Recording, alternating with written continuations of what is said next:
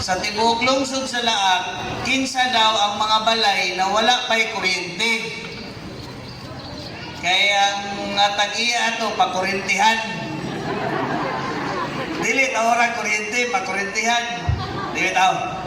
Kaya ang gusto ni Congressman Jong, tanan balay sa lungsod sa Laak, sulbaron na nila ang kuryente anang balaya. Nga naman, kay pag mailisan gani ang Nordeco o Davao Light,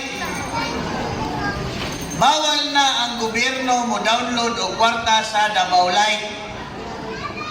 In short, ang inyong pagtaod sa kuryente, kung amoy kuryente sa inyong balay, kamo na'y mo bayad diretso sa Davao Light.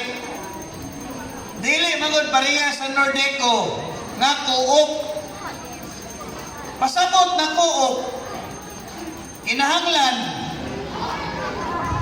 o pwede kayo mo download o kwarta ang national government sa Nordeco. O niya mo submit lang tag mga pangalan nga Nordeco, bayaran ka na mo, bayaran ka sa gobyerno, taore kuryente na yung mga tawhana o kaning balaya.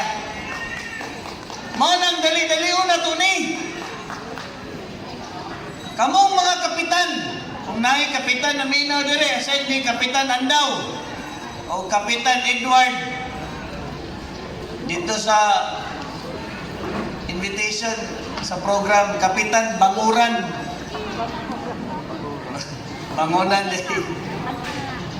Kamong mga kapitan, dalian na yun ninyong submit, kay naay nahibala na ako 10,000 kabalay ang allocation ni Congressman Jong Sinisa para makurintihan o mataora kuryente ang balay nga libre.